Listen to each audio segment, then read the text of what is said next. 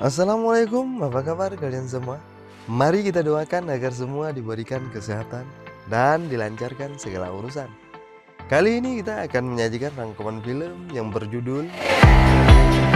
Dan seperti biasanya, sebelum kita mulai, bagi kalian yang baru berkunjung, mari bantu channel ini agar semakin berkembang dengan cara klik tombol subscribe yang ada di pojok kanan bawah dan nyalakan lonceng notifikasinya.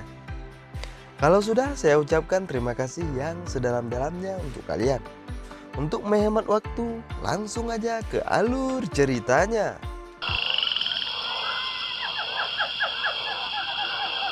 3.200 tahun yang lalu, selama puluhan tahun, Raja Mesini yaitu Agamemnon berhasil membuat hampir seluruh daratan Yunani menjadi sekutunya. Hanya kerajaan Tesali yang belum dia tundukkan. Saingan terkuat Yunani adalah kerajaan Troya, dan Agamemnon berambisi untuk menguasainya. Yunani memiliki satu pasukan paling kuat bernama Achilles, tapi Achilles tidak pernah tunduk kepada Agamemnon. Hari itu lagi-lagi pasukan Agamemnon akan berperang dengan kerajaan Tesali untuk benar-benar menguasai seluruh daratan Yunani. Tapi karena mereka sudah sering berperang dan banyak prajurit tewas, Agamemnon membuat kesepakatan untuk menduelkan prajurit terbaik mereka. Jika Tesali menang, Agamemnon tidak akan mengusik wilayah Tesali lagi. Tapi jika Agamemnon menang, Tesali harus tunduk kepadanya. Raja Tesali memanggil Boagrius, prajurit terbaiknya dengan tubuh berukuran raksasa. Agamemnon pun memanggil Achilles, tapi dia tidak ada di dalam pasukan. Karena ternyata Achilles habis berhasil oleh dengan dua mbak-mbak. Kabar yang beredar, Achilles memiliki ibu seorang dewi dan dia tidak bisa mati. Tapi Achilles menganggap dirinya hanyalah manusia biasa yang butuh perisai. Achilles pun akhirnya datang ke tempat peperangan. Imagine a king who fights his own battles. Wouldn't that be a sight? I hate him the most.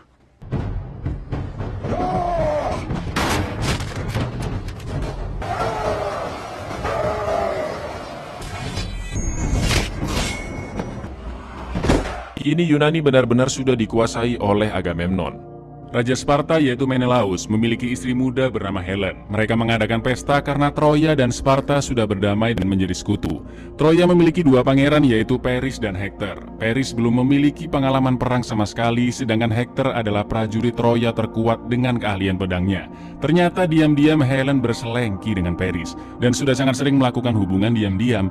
Gimana nggak selengki? Si Menelaus menganggap Helen hanya sebagai alat untuk melahirkan keturunan, dan Menelaus ini selalu bermain-main dengan mbak-mbak penari di sana. Paris dan Helen benar-benar saling mencintai. Hektor pun tahu hubungan adiknya dengan Helen, dan Hektor tidak akan segan-segan membunuh Paris jika ulahnya ini sampai membuat Troya terancam bahaya. Keesokan paginya saat mereka kembali ke Troya, ternyata Paris nekat membawa Helen dong, istri raja dicolong luar biasa. Hektor pun marah besar karena kebodohan Paris. Sudah bertahun-tahun ayah mereka mengusahakan damai dengan Sparta, dan sekarang Paris mengacaukannya. Menelaus yang tahu istrinya dicolong Paris benar-benar murka. Menelaus mendatangi Agamemnon yang ternyata adalah saudara kandungnya. Menelaus merasa kehormatannya sudah dinodai. Dia meminta Agamemnon untuk berperang bersamanya melawan Troya. Karena kabarnya prajurit Troya tidak pernah terkalahkan, maka dari itu Agamemnon akan membawa seluruh prajurit Yunani untuk melawan Troya. Penasihatnya bernama Nestor mengatakan jika mereka butuh sosok Achilles dan 50 pasukan terkuatnya untuk memenangkan pertempuran. Tapi Agamemnon yang sangat membenci Achilles menolak saran dari Nestor, karena Achilles tidak bisa dikendalikan dan dia tidak pernah tunduk kepada siapapun. Tapi karena Achilles selalu berhasil memenangkan peperangan, ya udah deh, ya panggil si Achilles deh, gak apa-apa. Keesokan paginya, utusan dikirimkan untuk menjemput Raja Ithaka yaitu Odysseus, satu-satunya orang yang dihormati oleh Achilles, agar Achilles mau ikut berperang. Odysseus pun mendatangi Achilles yang sedang melatih kemampuan pedang Patroclus, sepupu kesayangannya. Achilles tidak ingin berperang untuk Agamemnon. Selain itu, perang ini dipicu karena pencolongan istri raja yang bukan urusan Achilles. Odysseus bilang jika dia tidak perlu berperang untuk Agamemnon, tapi berperanglah untuk Yunani dan untuk dirinya. Odysseus juga ngomporin bahwa Troya memiliki pangeran Hektor, yang konon katanya sangat kuat, bahkan prajurit terkuat Yunani tidak akan bisa mengalahkannya. Mulai panaslah Achilles, ya kan? Lalu Achilles pun bertemu ibunya. Ibunya ingin Achilles ikut berperang agar namanya bisa diingat oleh dunia.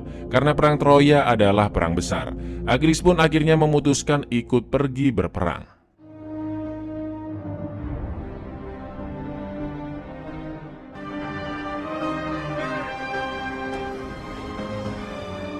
Di kerajaan Troya, Priam sang raja Troya sekaligus ayah dari Hektor dan Paris menyambut kedatangan mereka serta calon bini dari Paris. Hektor mendatangi istrinya Andromache dan bayi laki-lakinya yang baru lahir.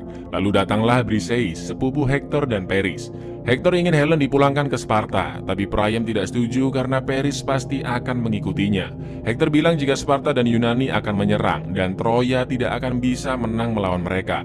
Tapi Priam percaya dinding kokoh kerajaannya tidak bisa ditembus, dan Priam yakin bahwa dewa Apollo, dewa yang disembah oleh bangsa Troya, akan melindungi mereka. Prajurit-prajurit Troya bersiap menyambut hari peperangan. Pertahanan dibuat di sepanjang pesisir pantai dan juga membuat senjata-senjata baru. Sampai akhirnya 1.000 kapal Yunani beserta 50.000 pasukannya sudah terlihat.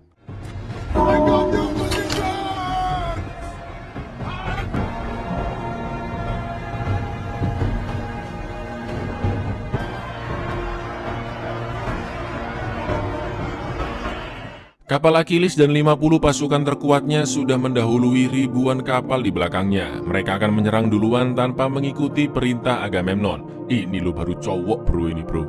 Meskipun Patroclus sangat ingin berperang, tapi Achilles merasa sepupunya itu masih belum siap dan diminta menjaga kapal. Hektor memerintahkan pasukannya untuk membawa warga ke dalam benteng kota, dan mereka pun siap untuk berperang. Begitu pula dengan Achilles yang mempersiapkan Myrmidon, sebutan 50 prajurit terkuatnya. Achilles bilang lebih baik bertarung bersama mereka daripada bersama 1.000 prajurit lain. Lalu peperangan di pesisir pantai pun dimulai.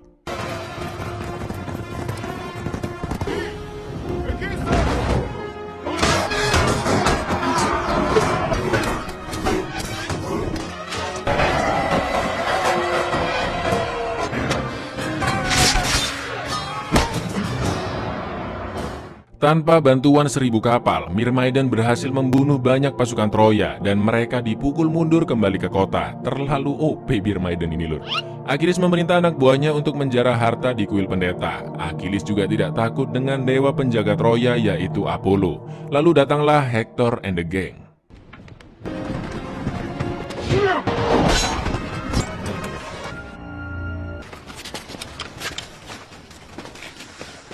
Pasukan Hektor yang masuk ke kuil langsung diserbu pasukan Achilles. Hektor menantang Achilles bertarung karena pendeta kuil yang tidak membawa senjata sudah dibunuh. Tapi Achilles tidak mau bertarung sekarang, karena nanti tidak ada yang menyaksikan kematian Hektor. Seluruh pasukan Hektor sudah dibantai. Achilles membebaskan Hektor dan mengusirnya dari sana. Achilles sengaja melepaskannya karena masih belum saatnya membunuh sang pangeran.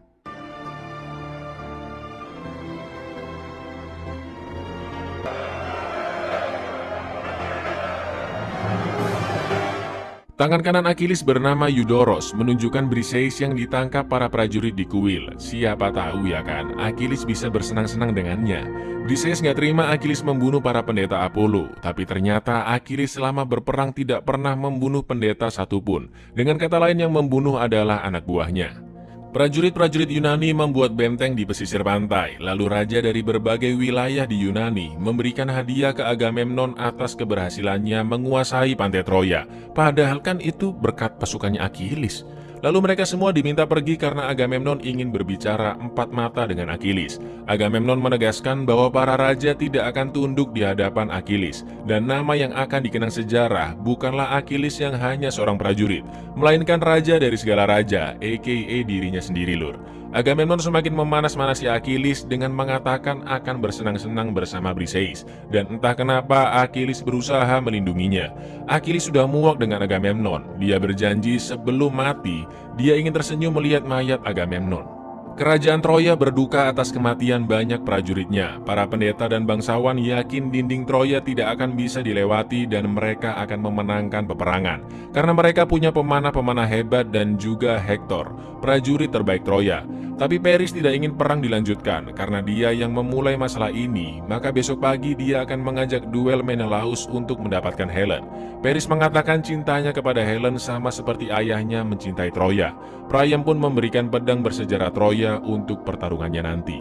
Andromache tidak ingin kehilangan Hektor karena tujuan Yunani bukan untuk mengalahkan Paris, melainkan Troya dan membunuh Hektor sebagai prajurit terkuat di sana. Ketika Hektor akan menemui Paris, dia melihat Helen yang akan kabur. Helen ternyata ingin menyerahkan diri ke Menelaus karena sudah banyak orang yang tewas karena dirinya. Tapi Hektor menghentikannya karena perbuatan itu sia-sia. Agamemnon dan pasukannya akan tetap menyerang Troya. Keesokan paginya prajurit Yunani bersiap untuk berperang, tapi Achilles tidak ingin pasukannya ikut ke sana, sampai Agamemnon memohon kepadanya untuk ikut berperang. Para prajurit Troya sudah bersiap, Paris sudah sangat yakin dengan keputusannya, dan Priam tidak menyalahkan Helen atas kejadian ini, karena semua yang terjadi adalah kehendak dewa. Lalu tiba-tiba...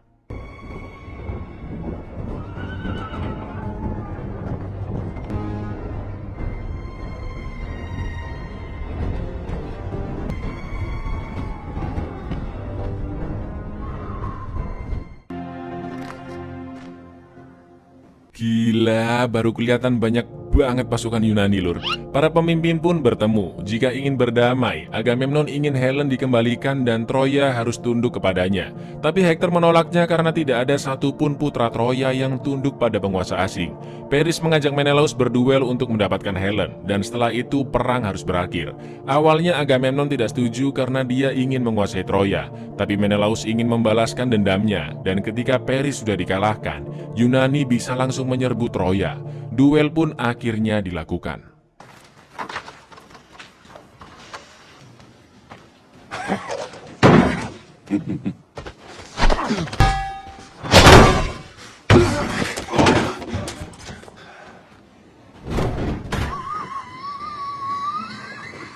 Paris yang memang tidak punya pengalaman bertarung dan tidak pernah membunuh orang satupun benar-benar kewalahan. Lalu... Fight me! You coward!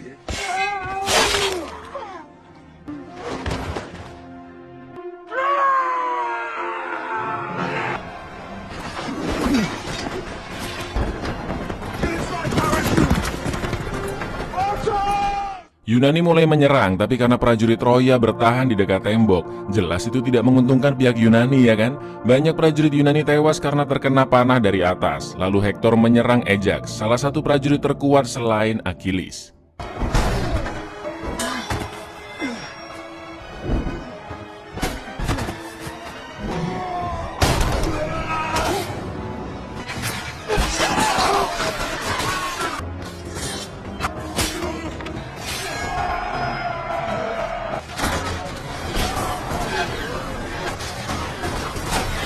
Karena semakin banyak prajurit Yunani yang terbunuh, Agamemnon pun memutuskan untuk mundur.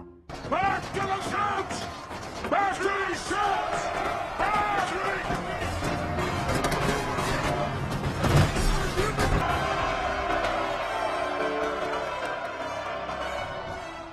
Setelah perang selesai, mereka mengambil mayat-mayat prajurit untuk dikremasi. Agamemnon berjanji kepada adiknya untuk menaklukkan dan membakar kota Troya.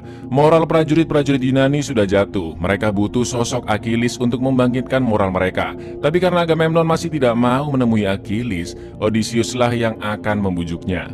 Briseis ternyata akan diaselole oleh prajurit-prajurit Yunani. Lalu Achilles datang menolongnya.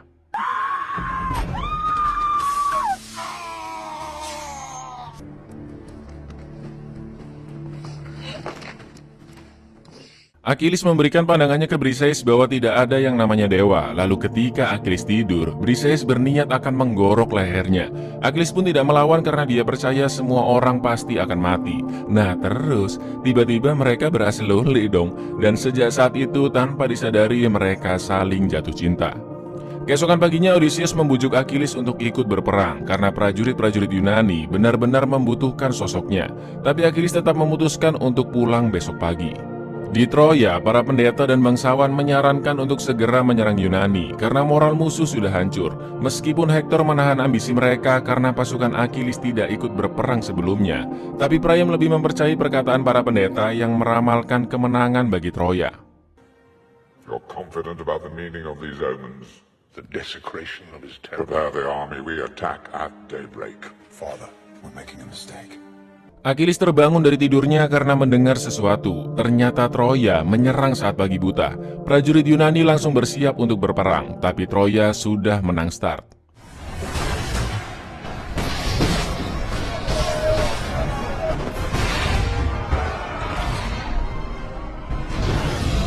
Prajurit Troya mengepung pantai dengan puluhan ribu prajuritnya sambil terus menggebrak-gebrakan perisai dan tombaknya agar mental Yunani semakin jatuh. Ini kalau kalian di posisi Yunani, pas pagi-pagi masih gelap diserang, hele, paling juga pura-pura gila biar gak dibunuh.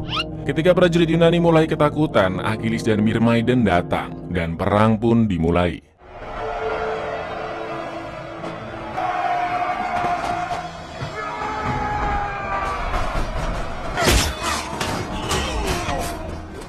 Sampai akhirnya Achilles dan Hector bertarung. Semua prajurit menyaksikan duel mereka, yang ternyata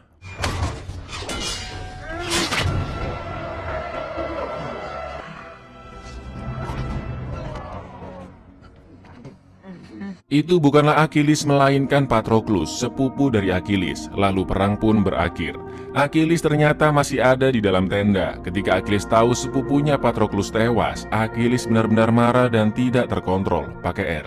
Achilles pun mengkremasi Patroclus dengan penuh rasa dendam di dalam hatinya. Hector memberitahukan Andromache jalan tembus menuju ke Gunung Aida, tempat yang aman untuk kabur, dan Andromache harus membawa warga sebanyak yang dia bisa. Hector memberitahukan ini untuk berjaga-jaga jika nanti Yunani sudah menyerang dan dirinya akan mati, karena Yunani pasti akan datang untuk membunuh semua orang dan bahkan menjadikan para wanita sebagai budak. Sejak kekalahannya saat duel, kini Paris berlatih memanah. Keesokan paginya, Achilles berniat pergi sendirian ke Troya untuk membalas perbuatan Hector. Briseis berusaha mencegahnya, tapi Achilles sudah tidak peduli, dan sampailah Achilles di benteng kokoh kerajaan Troya. No! Hector! Hector! Sedap, ini loh baru namanya mental. Sebelum berduel, Hector meminta maaf atas semua kesalahan yang selama ini diperbuat ke ayahnya dan mengucapkan salam perpisahan ke Paris. Lalu Hector mencium anak dan istrinya tercinta.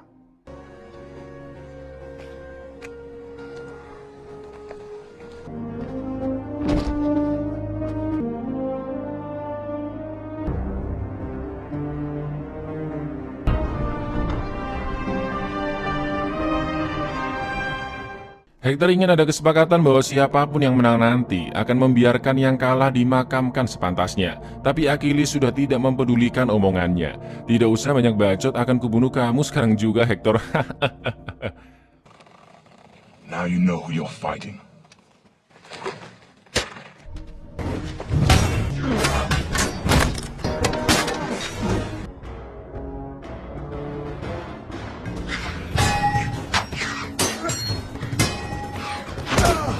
Di sini scene paling epic lur, pembuktian dua prajurit terkuat. Awalnya mereka bertarung seimbang, tapi Achilles akhirnya menguasai pertarungan dengan mudahnya.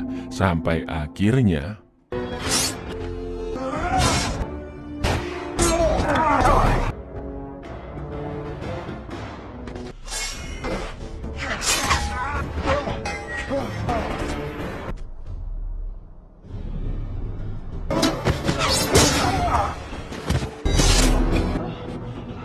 Achilles pun pergi dari sana dengan menyeret mayat Hector sambil terus menatap ke seluruh orang di sana.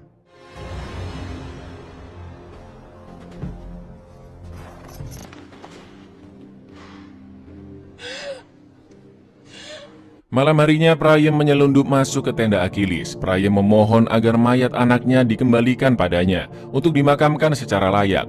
Achilles sudah merampas nyawa anaknya, dan beruntunglah ayah Achilles yang sudah tewas ketika Achilles masih hidup, tidak seperti dirinya yang menyaksikan kematian anaknya sendiri. Priam ingin Achilles membiarkan dirinya memandikan, mendoakan, dan memakamkan anaknya. Meskipun mereka tetap menjadi musuh, tapi musuh juga harus menunjukkan rasa penghormatan. I admire your courage. Meet me outside in a moment.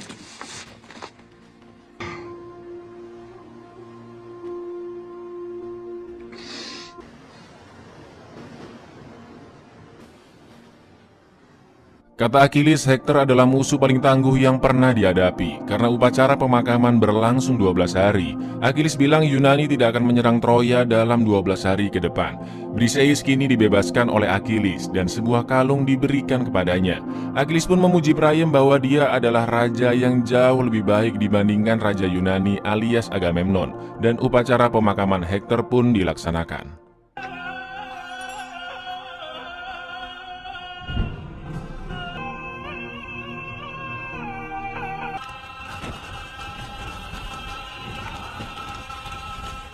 Odysseus yang melihat prajurit sedang mengukir mainan kayu berbentuk kuda mendapatkan sebuah ide.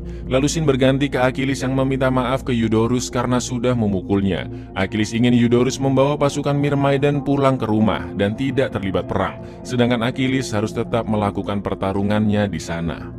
12 hari kemudian, tiba-tiba prajurit Yunani sudah pergi dari pantai dan hanya ada patung raksasa berbentuk kuda di sana. Yunani membuat patung kuda sebagai persembahan mereka kepada dewa Poseidon, dewa yang dihormati bangsa Yunani, agar mereka selamat saat perjalanan pulang. Dan kuda ini sengaja diberikan ke pihak Troya sebagai hadiah.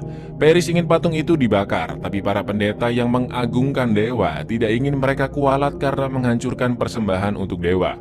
Priam pun memutuskan membawa patung itu ke Troya.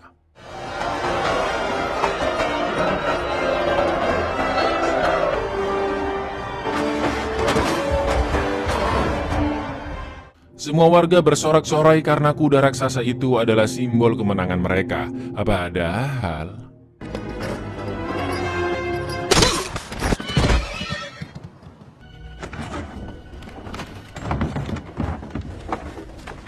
prajurit Yunani tidak kabur begitu saja. Sebagian prajurit sembunyi di dalam patung dan diam-diam membunuh para penjaga yang tertidur. Lalu gerbang pun dibuka dan puluhan ribu prajurit Yunani menyerbu Troya saat pagi buta.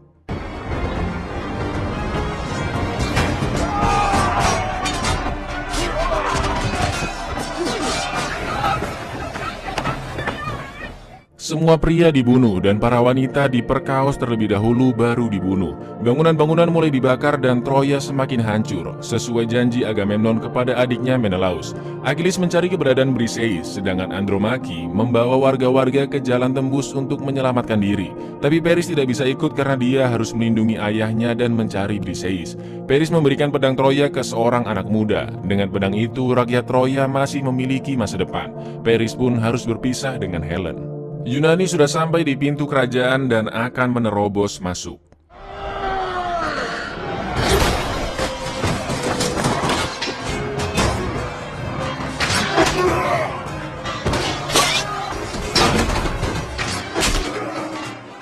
Patung-patung dewa dihancurkan dan Priam tewas dibunuh oleh Agamemnon. Lalu Agamemnon menemukan Briseis yang sedang berdoa, dan ketika Briseis akan dibunuh, The test. What Achilles tested.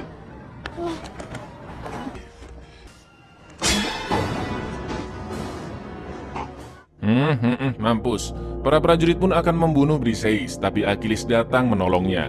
Dan yang terjadi,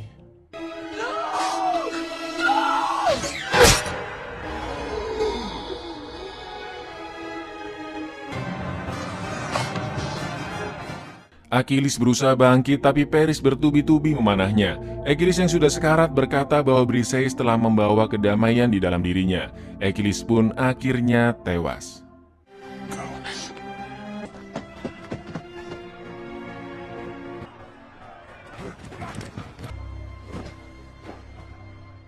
Andromache dan yang lainnya berhasil kabur dengan selamat dan sudah sangat jauh dari Troya. Sedangkan Odysseus dan seluruh prajurit di sana memberikan penghormatan terakhirnya untuk Achilles.